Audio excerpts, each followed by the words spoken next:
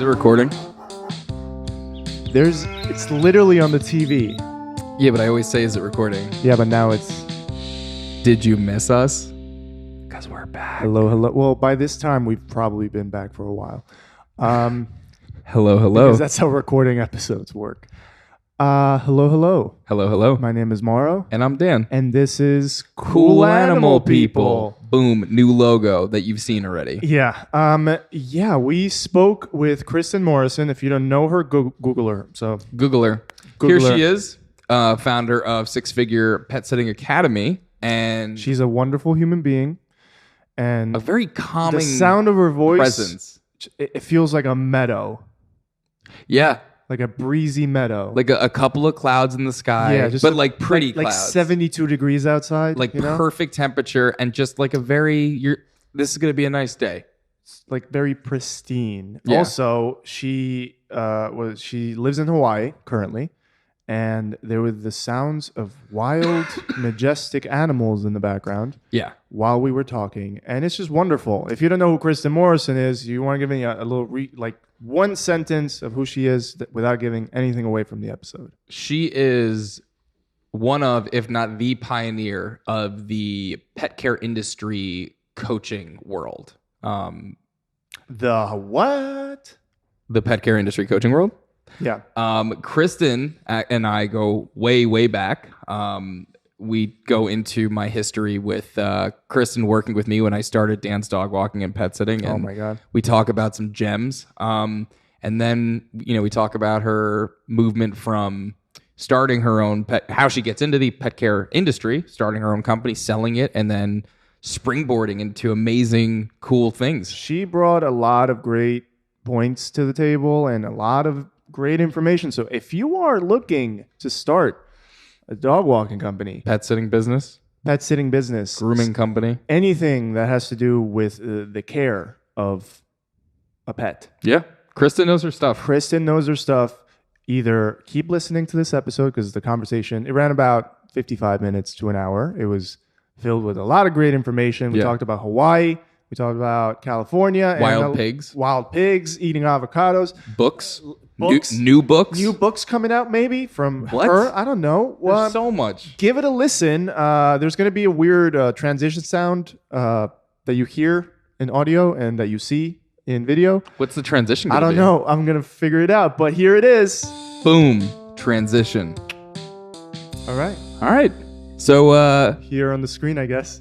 Here is our amazing guest, Miss Kristin Morrison from Six Figure Pet Sitting Academy and many other things. Kristin, thank you so much for coming to join us on Cool Animal People. I'm so happy to be here, and it's a pleasure. I love your setup too, as we were talking about earlier. You guys have it dialed in. It's wonderful. Thank you very much. Yeah, it's something we definitely have gotten to enjoy a lot of. You put us in front of a camera and we get to talk. I think that's basically how this whole thing started. We realized, we can just talk to each other and record it, and that's content. There you go. And it's interesting. The magic of the internet. Yeah, that's right. So before we dive into all the amazing things that Kristin has done, I've got a bit of a personal connection to Kristin. So we worked together. It was back in June of 2012. Oh, wow. God. An entirely different world. That's a completely different world. And I was in high school. You were a baby, yeah. I before in preparation for this episode, I did a little deep dive into some of our old emails.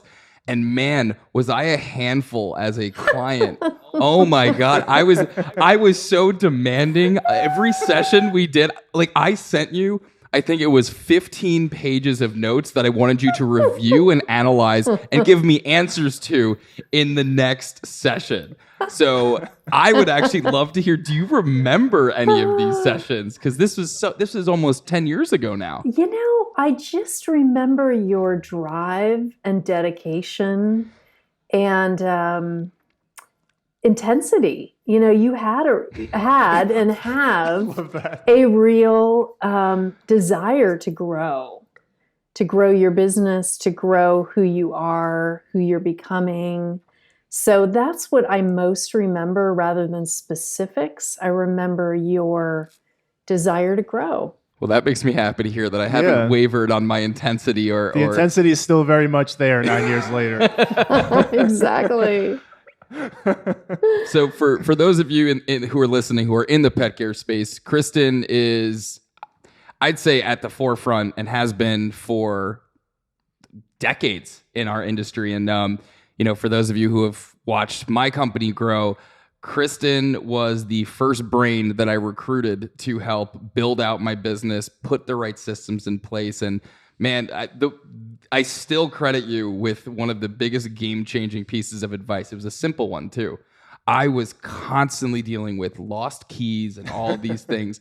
Lock boxes. Mm-hmm. It was so simple and it was so elegant. I just remember being like, oh my God, she knows everything. She's a wizard. Well, you've heard of Occam's razor, right?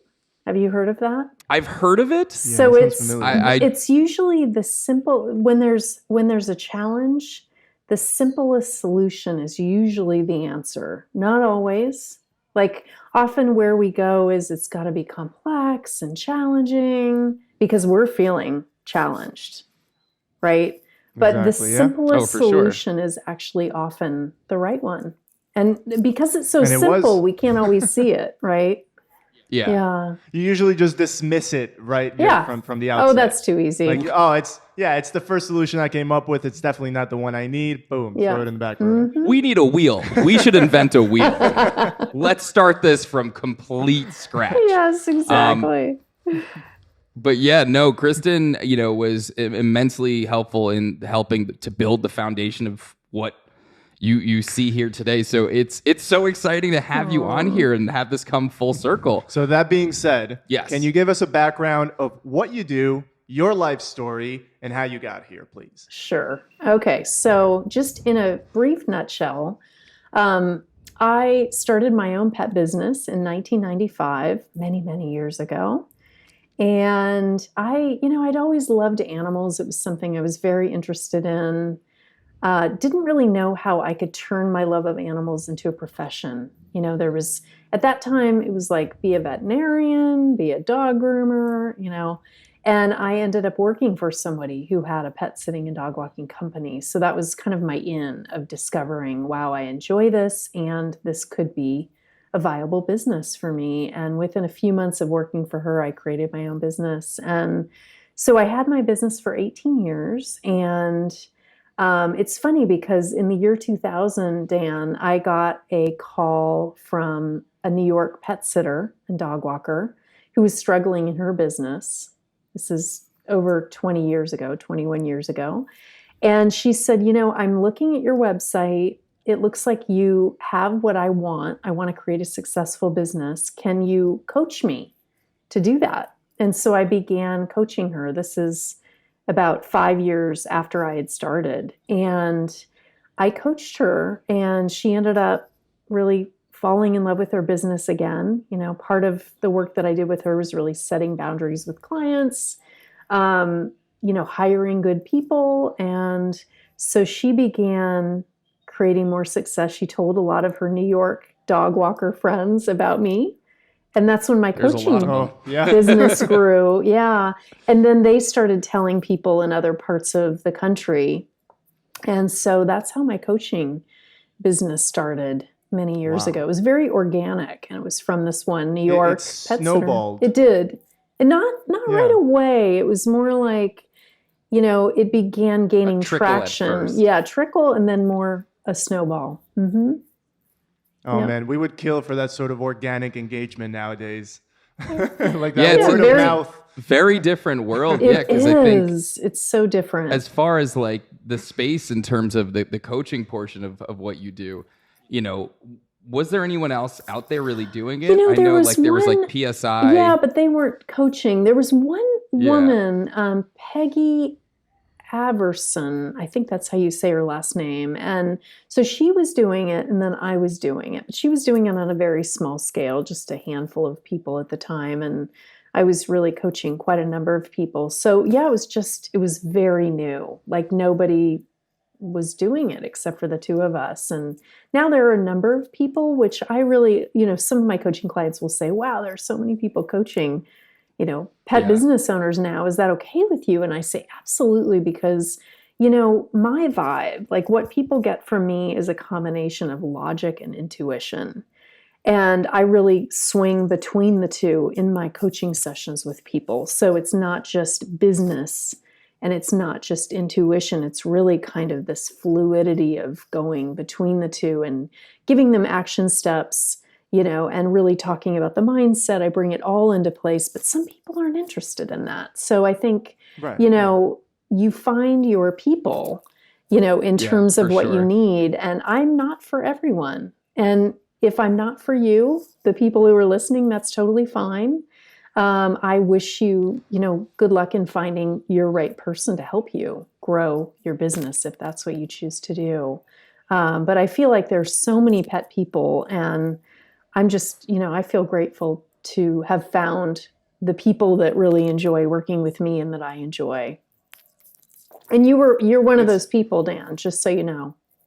I was just thinking, like, I remember just being very young, naive, but very bullheaded. Yeah. And your guidance was so impactful. And it's got to be cool, though. Like, as somebody who's a pioneer in our industry, watching it evolve into, this is a $1 billion space now. This is, there's real money. It's its own branch of the industry. It really Coaching is. And consulting has become its own industry within the industry. And it's really cool that it's relatively new. Yeah, it's still in the last 20 years, it's a brand new branch. It's really interesting to see how it's grown. Even, we're going to talk later on about social media and the impact that that's had on the whole industry. Mm-hmm. But you were there at the forefront. You were there when it started.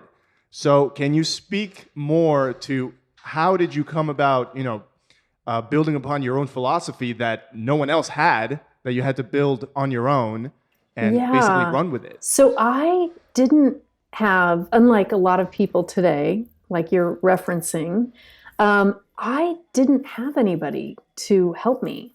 And so I kind of had to machete down some things, some inner and outer blocks in terms of discovering how to create a successful business. There was PSI, Pet Sitters International, so that was a good resource. Patty Moran's book was out, Pet Sitting for Profit, which she wrote maybe 25 years ago. So I did have those resources, which I was very grateful for. But besides that, nothing. And a lot of the applications for business in terms of like, here's how you create a successful business, some of them can translate to a pet business, but some of them can't. It's such an intimate business.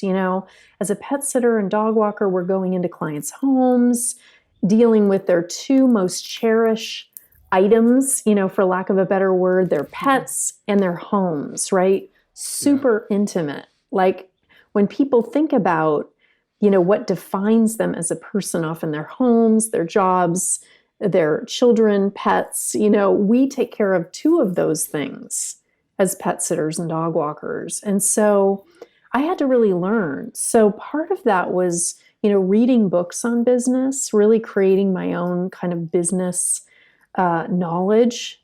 And what I would do is I would work, and then at night I would read business books. And at that time, the library was a big deal. There wasn't Amazon. So it was like going to the library, actually driving to the library, getting hard copy books, right? and really taking notes. I have journals that have all of my written business advice to myself that I gained from these books, because the other option is going to business school, which wasn't really an option for me. My business was taking off. I needed to be able to do, my information gathering in a way that worked for me. So the way that worked for me was really reading books and garnering the wisdom from that. And then also really learning from my own mistakes, like what's working, what's not working, being really mindful when it comes to cause and effect. I do this, this happens, did it work? You know, I was coaching somebody right before this, and she's from Florida. You know, what I've noticed about some Floridians that I work with, that's very similar to New Yorkers, is there is this stubbornness and this like, I can do it myself kind of mentality, which I absolutely love. And I think it generally. Oh, the one that I have? Uh-huh. I don't know what you're talking about. I know you I'm don't. Sure I know you don't. I know. We've never heard that. Yeah. But she, you know, she was talking about things that she'd done, and there was a bit of victim mentality, which is where we all go when we're struggling, right? I go there too, of like, I don't know why this isn't working. Sometimes it takes somebody outside of ourselves to actually say, this is what I'm noticing from the words that you're saying, from how you're conveying what's happening in your business and your life. And if you were to do this differently, I surmise that you may have a different experience. Cause and effect, right? You're doing this.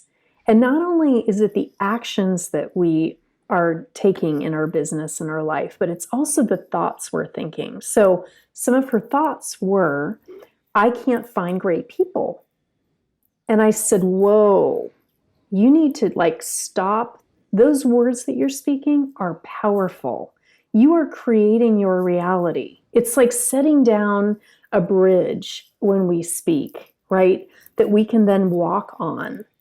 And if we are saying, I can't do this, or, you know, I'll never find, or, you know, the always and never, it leads us to the opposite of the kind of life and business we want to create. So, you know, it really comes down to how are we speaking? What are the actions we're taking in terms of, you know, what we're creating? Because we really do have that power. Yeah, mindset is definitely huge. I remember, you know, when I first started, I was so all over the place and disorganized and anxious and, you know, impatient. Yeah. One of the things that I've always loved about you is you have a very calming and tranquil presence. Oh, thank you. I would love to know, and I'm sure that the listeners would love to know, what, if any, mindfulness or meditation or whatever practices do you incorporate into your daily life? Because I think, you know, running a business aside, making sure that you're taking care of your noggin is one of the most important things that a leader can do. Yep. So I would love to know what practices you utilize daily. Yeah. So a morning routine has been really impactful for me, and what that looks like. And it's not that I do it, you know, every day, because my life has actually changed a lot since we first started working together. I'm now married. You know, I was single then, you know, which leads to its own, you know, openness in terms of time. Now I'm, you know, a part of a relationship, and my mornings are very different than they were then. But I still try to incorporate, you know, morning pages. So journal writing is something that has been really deeply impactful for me in terms of really getting to know myself. And it's based on The Artist's Way, which Julia Cameron wrote 25 years ago. And I discovered it about 20 years ago, and I began writing these morning pages, which is basically, you know, 3 pages of free writing. You don't edit, you don't critique yourself, you just write. And maybe you're writing, oh, I hate today, you know, I have so much going on. My neighbor's such a jerk, you know, or whatever. Sometimes it's throwing out the trash, right, before we can get to the nuggets of gold. And so that is often part of my morning routine.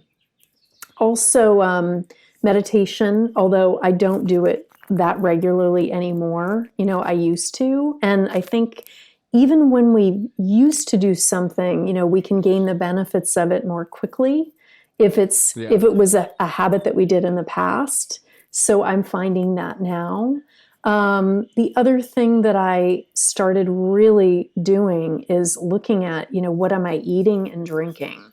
Because what we're putting in our bodies affects the way we're looking at life. You know, I'm not a dietitian by any means, but, you know, I really try to eat as much as possible, you know, what's going to fuel my body, you know. And I stopped drinking a few months ago. I was really enjoying wine during the pandemic, as a lot of Who people are. didn't? I know. But what I realized is over time, it was impacting me in terms of my mood and really bringing myself down. And because I had been doing it for so long, when I say I've been doing it for so long, I was drinking like 4 or 5 nights a week wine with dinner. It wasn't like I was getting drunk, but I was drinking a lot, and I was noticing its impact on my mood, my energy. Again, cause and effect, right? I would wake up not feeling great, not a great way to start the day. And so at the end of December, I decided to take a break for a year. So I am now on day, I think, 74. And man, I feel like it is my superpower. I mean, I am just raring to go when I wake up in the morning. And my mood is calm and serene for the most part. Not that I don't get riled up, because I do. We're all humans. Yeah, but that has been a really big positive impactor in terms of my mood, my energy, where I'm going in my life. I've got a lot of big projects, like I'm sure you do, Dan. This is one of them. Congratulations. Thank you very much. Those are some things. Also, I've been really making it a point to putting the things that are, going to create happiness and joy at the top of my list of things to do. It doesn't mean I do them first thing in the day, but, before I end my day, I need to at least have done one of those things. So for me lately, that is going on a morning walk. It's part weight loss because of the pandemic, really wanting to, lose some pandemic pounds. I gained like 8 pounds or something during the pandemic. And I'm like, this is not okay. I'm done with this, So I've been really trying to walk like 10,000 steps or as close to that as possible. And that starts with a morning walk for me, after I've eaten my breakfast, had my morning tea. And my husband's been joining me too. So it's really been a big positive impact for, not only him, but our relationship, to be able to kind of, talk about things in the morning. And then, it really does create a positive day. So those are some things that I really try to integrate. And, doing things in the morning that are positive create a great start to the day. Oh, absolutely. Yeah. I love hearing these things. I mean, one of the big changes I tried to make this year was becoming a morning person. Mm-hmm. My fiance is very much a morning person. She is up at 4 a.m. every day. Wow. And when her and I first met, I would work until 4 or 5 a.m. So we were on the... We pulled all-nighters. Yeah, we used to do the all-nighters. So during COVID, my goal was to switch to... a late wake up for me is 6 a.m. now. Wow, like I really try to be out of bed by like 5:30. But like I love the happiness thing. I think that's something that as business owners we don't always prioritize. I definitely have to take a moment every now and then and be like, hey, not everything is on fire. Like you could take, like I did it the other day. I was feeling really overwhelmed with work. I just went and got on we're here in Brooklyn, so I just went for a ride towards the Brooklyn Bridge, came back. I was gone 20 minutes, felt great. Yeah. And I was like, why don't I do this more often? It's usually all it takes. It's It's true. just like those little things. Yeah. The perspective too, it's like we don't need to go to a mountaintop to get perspective. We really can hop on our bike or go for a walk, or just even to walk outside and like look at a flower, or calling a friend. It's that simple. Sometimes can be what we need, right? Yeah. And talking about serenity and calmness, I hear the birds chirping in the background. Yes, the birds, man. Everyone's gonna want to know where are you? It's amazing. This is nothing, actually. They have cocktail hour at about 5:30 where they just go crazy in the bamboo here. And it's like, wow, they are loud. So I am on the big island of Hawaii, and my husband and I came here in September thinking we would be here for a month. We had to quarantine for 2 weeks.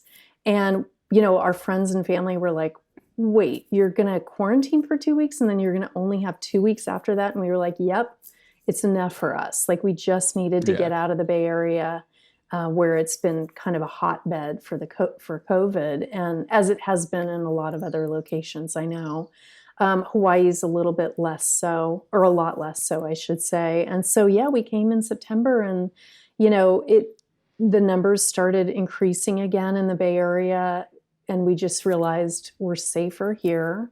We're happier here, at least right now. We love where we live too, in the Bay Area in California. But this has been amazing to be steeped in nature. I have trees all around and wild pigs. There's a chicken couple that lives here on the property that's wild and really sweet. And I have been loving your Instagram, by the way. Every now and then I'm like, oh my God, what is Kristin getting to see today with the pigs and all that stuff? So definitely make sure you're following her if you want to get some little glimpses of beautiful Hawaii. For sure. I'd love that. I'm Pet Biz Coach, PETBIZ Coach on Instagram. We'll put it here. Okay, right here. right See, there. sometimes we That's get awesome. to point at the green screen. That's We're not doing that so fun. much right now. That's but- so cool. Yeah, that's a change for Yeah. us. Normally it's just me and him barking back and forth at each other and just me pointing saying this will be on the screen. I love it. Oh my gosh. So you're enjoying life serenely in Hawaii. You've been, obviously with the coaching business, you're able to be remote. Yeah. I would actually love to know how you've been dealing with COVID. Obviously, part of it's the transition, Yeah. but what you've really been advising your clients to do and how they've been adapting. Yeah. So, I'll speak from my own experience first, and then I'll share about my clients. So, when this happened in March, things started to really shut down in the Bay Area where I am in March. And boy, it was like I had been going and going and going. I had a lot of publicity happen. I don't know if you're familiar with that, Dan, but I was on a lot of TV shows, flying around the country, being interviewed. It was really a wonderful. We watched them all. We did watch all of your We did interviews. our By the way. research. You guys are good. Wow, more than We do other our homework. people have done. Podcast interviewers. This is great. Anyway, you get gold stars, that's for sure. So anyway, everything stars, put them on the board. Yeah, everything shut down, and for me, and even I had a bunch of coaching clients, and they all of a sudden stopped because their businesses stopped. It really impacted me, and it was destabilizing, as it was for most of us, in varying ways, right? Different people experience different things. For me, it was like I had been going and going, and then all of a sudden stopping. And it can be really challenging to go from, I was talking about this in a podcast interview a few days ago, like going from 0 to 60 when our businesses start to get really busy. But in the same way, going from 60 to 0 is super challenging because we're used to going, I don't know if you can hear that, but that's wild pigs. Yep, I heard them. God. They're probably fighting over avocados or something. Anyway. Oh, I'm so envious of you. Just everything that you're saying right now. It's like, Oh my gosh. Anyway, for the first wild pigs fighting over avocados.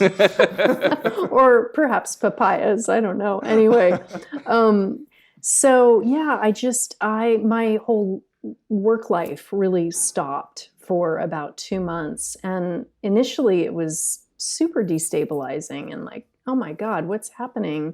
And then I just kind of, and this is maybe some of the serenity that you're witnessing, which is, when we try to change things, it's like the serenity prayer, right? Grant me the serenity to accept the things I cannot change.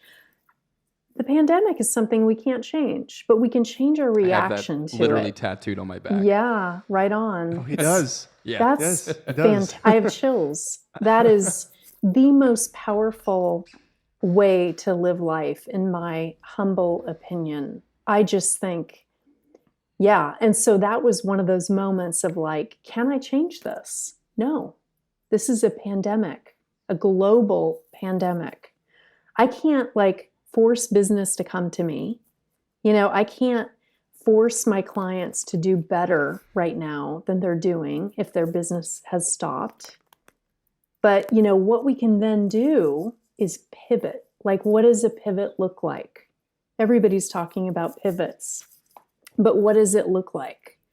And it looks like different things for different people. So my pivot was Kristin, you've been working a lot and you've been traveling a lot. This is an opportunity for you to just slow down and relax and rest. Like I needed some deep rest and I got it, and I began picking up hobbies that I had put down, in the midst of the busyness. Some of them being very simple hobbies like reading novels. I read a lot to learn, but I needed to read to have fun again.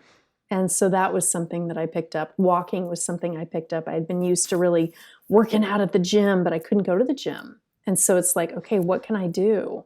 Well, I'm going to start walking. That's something I can do. With my coaching clients, they have had to pivot in ways to generate money again. If they can't pet sit, if they can't dog walk, if they can't groom dogs, what can they do? So what some of my coaching clients have come up with, really creative ideas. Some of them started doing errand running. So let me pick up your dog food. Let me pick up groceries. I'm going to the store anyway.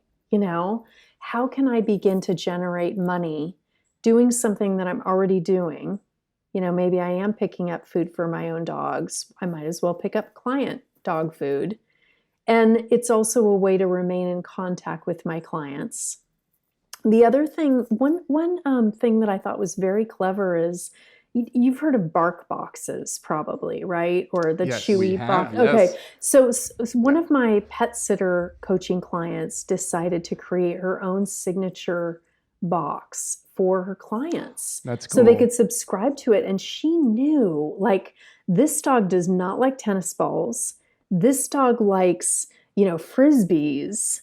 And so she was able to really customize these boxes in a way that no bark box, facility can ever do. Great. She really knew what treats that dog liked, what food they liked. They really just niche it down. Who knows a dog better than their dog walker? Exactly. Or their owner, the dog's owner, right? Owner, So the owners really appreciated that and started telling their friends, and the friends would then write, what their dogs liked. And so she was able to customize boxes for the friends' dogs and create this whole new arm of her business. That's cool. Incredible. That's amazing. I know. I remember we had a bunch of ideas.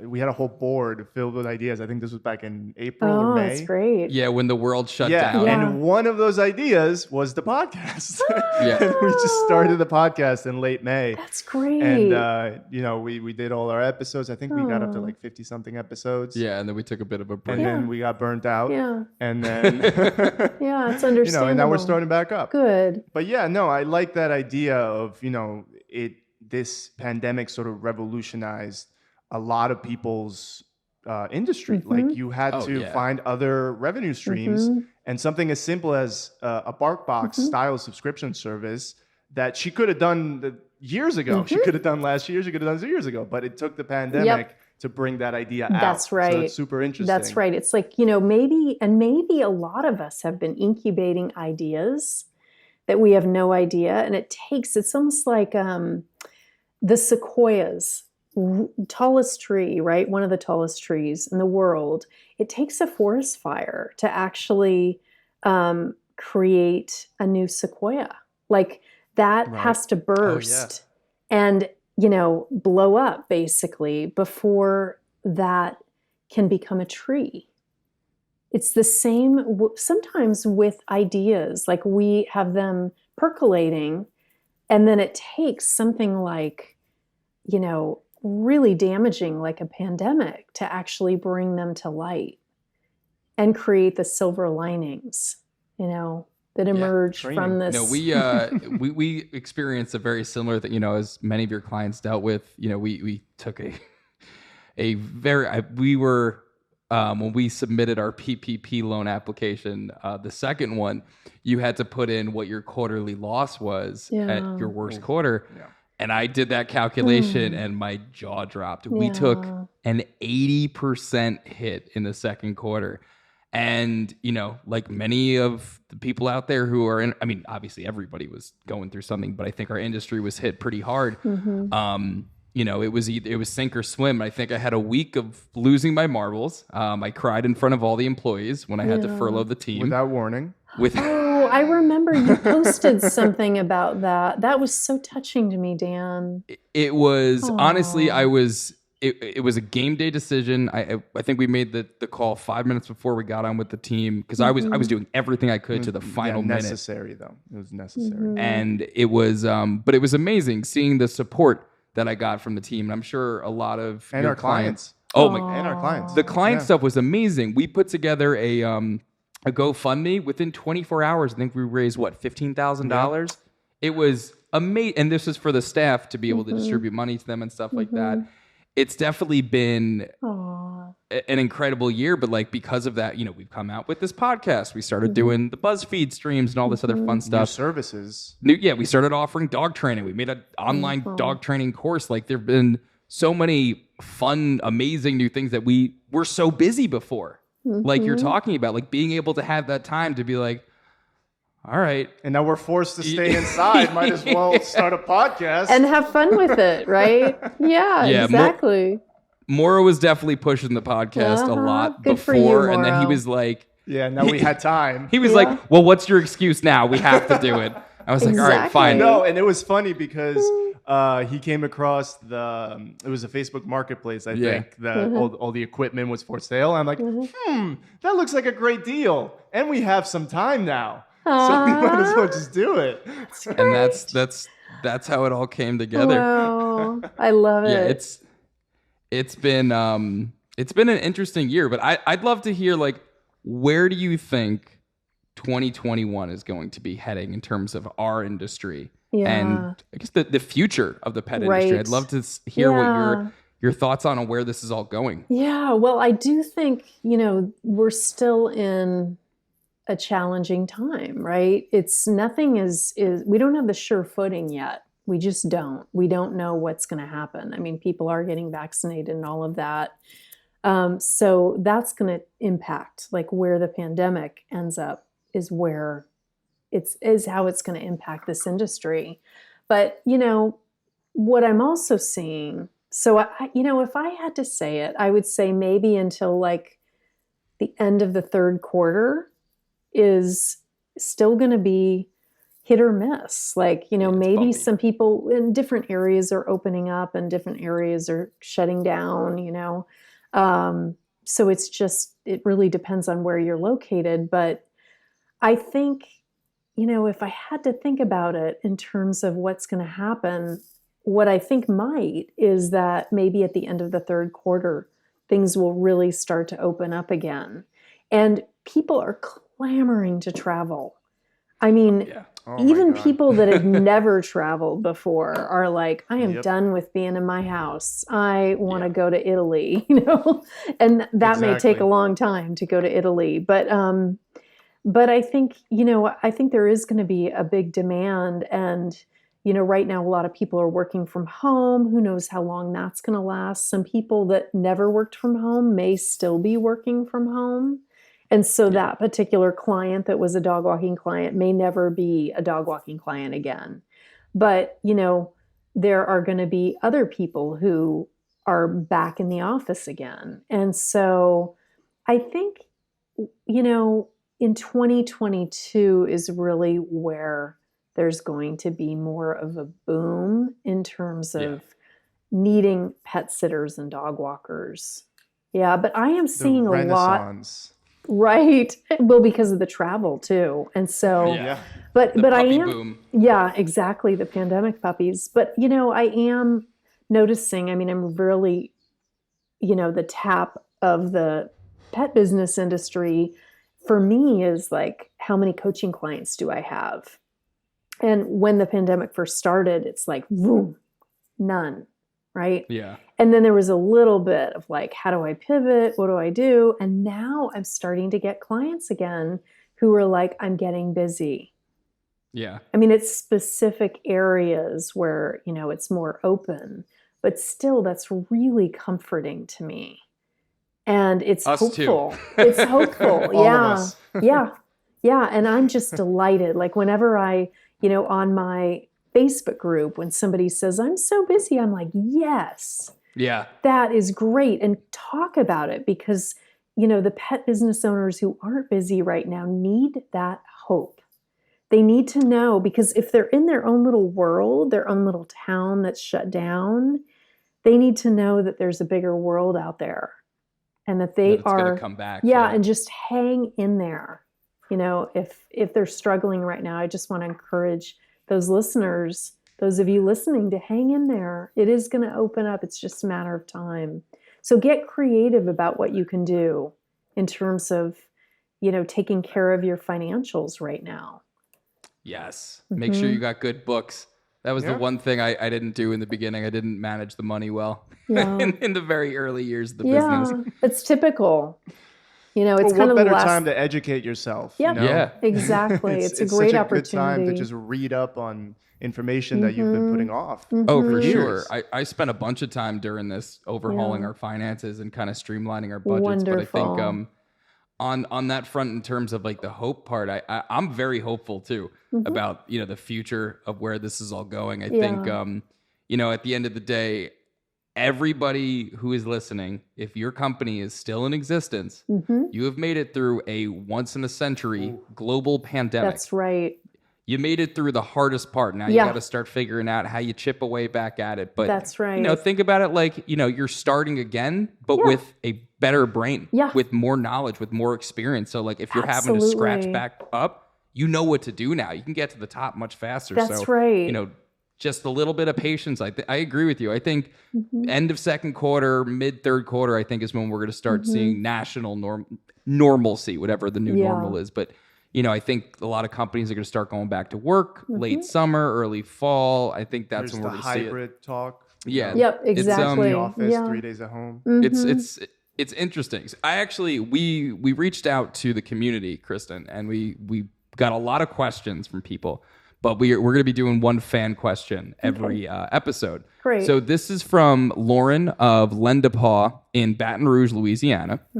And this is her question to you. She said, I'd be interested to hear her opinion on apps like Wag and Rover, and if she believes professional companies can and will be able to compete in the future. Also, if she thinks there's any way they would become a thing of the past, or will they continue to dominate the industry and ruin price expectations? So that's Lauren from Baton Rouge. Okay, thank you, Lauren. So I don't think they will be a thing of the past. I wish I could say they will be, but I don't. I don't think they will be. I think like Airbnb, like Uber, apps are a thing now, and clients expect ease and quick. So in that vein, as a pet sitter, as a dog walker, it's going to be really important for you to get, I hear that bird in the background. It sounds so beautiful and calming. It's the perfect background noise. I know, for the Wag and Rover, right? Yeah. It's a heated conversation. Get the wild pig back in here. I know. And the bird's like, just relax. It's going to be okay. Yeah. And it is going to be okay. Just so you know, Lauren. So, what I'm going to encourage you to do, Lauren, and everybody else who's grappling with the Wag and Rover, is to really look at how can you streamline your business to make it easy, quick, and effective and consistent in terms of service. So if you don't have software for your business, you need to get it as soon as possible. And a lot of the software systems have apps now. So you can, in some ways, compete with Wag and Rover. The thing about Wag and Rover is that particular niche is going to likely be a very different client base than you are wanting as a mom and pop pet sitting and dog walking service. A lot of those people, not to say they all are, because it's not true, but a lot of those people are fly by night. They're going to do it for, a year, maybe. They're going to do it, for a couple months, and then they're going to move on to something else. A lot of pet owners want consistency. They want the same person. And if you are highlighting that on your website, and really drawing staff who are going to stay with you for long periods of time, that is going to be your edge in terms of competing with Wagon Rover. So look at, why are people attracted to Wagon Rover? What are they getting out of it that you can begin implementing in your business as a way to begin competing? And it's, and ways that you can rise above, like consistency. That's something that Wagon Rover has a hard time. They have a hard time doing, because a lot of people are fly by night on there.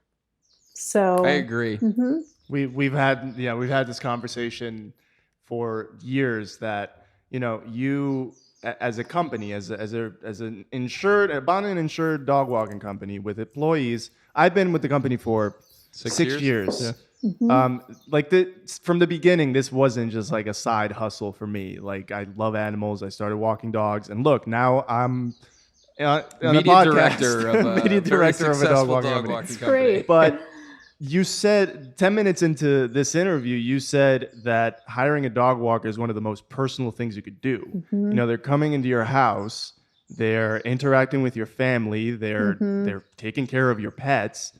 Someone that works for WAG that is looking for a quick buck doesn't have that sort of passion for care. Mm-hmm. You can't compare that to an employee of a dog walking company that's been there for 4 years, Exactly. has learned everything there is to learn, has been properly trained under the right management. Mm-hmm. I don't think, yes, I understand that they're not going to be a thing of the past, but the level of care that they put out can't even begin to compare with the level of care you're going to get from a professional dog walking company. Yeah. And so those are the kind of clients you want, is absolutely. my point. And again, to those pet sitters and dog walkers that are on Wagon Rover, there are a small number of people that are going to be doing it for years. Their heart's in it. So, we're not speaking to you right now. I just want to clarify that. But the thing too, I think what happened with the pandemic is a lot of awareness about the importance of small business came to light. Yeah. And a lot of support. Like, you got that support, Dan, with the GoFundMe. Oh, yeah. Your clients showed up in monumental ways. And businesses helping each other. Yep. Like, one of the things we really tried to do during it was we were constantly sharing, restaurants that were offering specials or doing pickup, this. no Pickup, contact delivery, all Wonderful. that stuff. Like, it was so great to see that, because I feel like that was happening across the country, because, I'm sure you see it too. You probably follow tons of dog walking companies. And seeing how the communities really stepped up for each other, it goes back to, I always say we're not in the dog walking business, we're in the peace of mind business. Yeah, when somebody really good hires point. a company, they need to know that whether they're halfway around the world or at the office, their dog is happy and healthy, and it's just one thing that they don't have to worry about. It's really about establishing that trust and getting it to where they're like, when I hire Dan's or when I hire Kristin or I hire whoever, I know that the people coming really care about my dog. This isn't like, all right, timer's starting, I gotta be here for 30 minutes. It's, oh my God, I get to see this. Like, I have been doing this, I've been working with animals for 16, 17 years now. I still get excited. Literally, like, my fiance gets a little frustrated because it's every dog on the street. Oh, hello, hi, how are? Like, no sense of like, where am I in turn? Like, acknowledgement to the person. Not even acknowledging the people. Oh, hell, like, I'm just not even going to pet them. I'm just saying hi to them. And I think that's the thing that's so important. And I agree with you. Like, in our space, it's finding out, how do you convey that to people? That's the hardest part, because it's a completely different world. Think about the changes from when you went to the library and you were because like you weren't even I had the luxury of reading your books. I look at people coming into the industry now. There's Facebook groups. There's live streams. There's just so many. You can ask resources. a machine for tips. Yes, and it'll tell them to you. AI. Yeah. Yeah, we were actually just looking at an AI copywriting bot for our ads. Oh my gosh! Like, there's just it's the future of just our industry. Changing. I think it's evolving so much, but I think that I'm kind of envious of people who are getting started now, because it's like, you have all these amazing tools and amazing people like Kristin out there. Yeah. There's just so much that I think that in the next 15, 20 years, I think you're going to watch this business just skyrocket. Absolutely. Completely. Like, even more so than it has. Yep.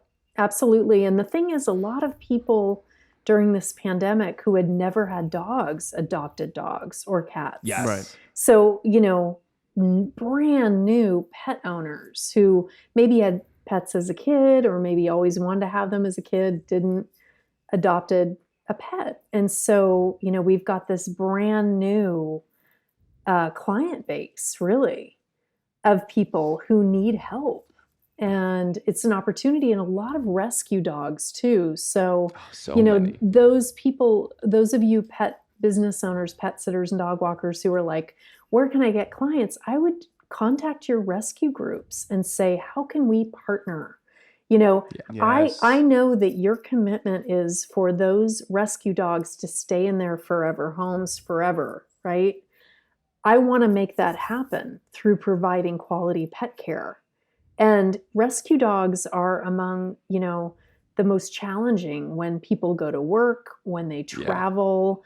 A lot of them have separation anxiety. That's where you come in as a pet sitter and dog walker to really alleviate their anxiety and, partner with the rescue groups to get more clients.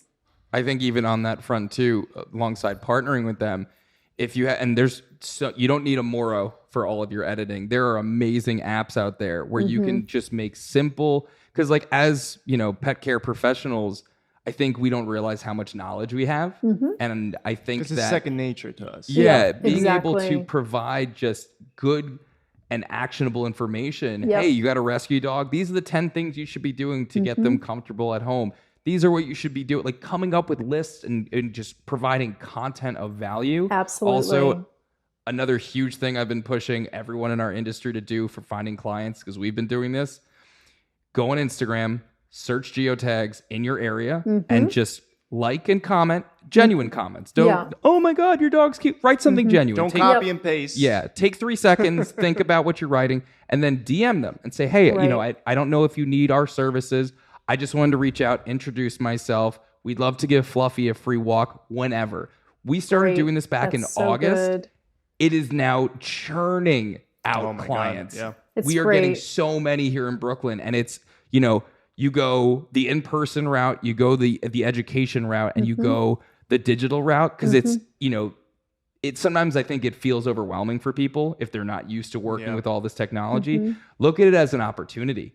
It is an amazing... everything you need is in here. Everything. That's right. In the Literally phone. everything you need. You got a camera. You can download the Canva app.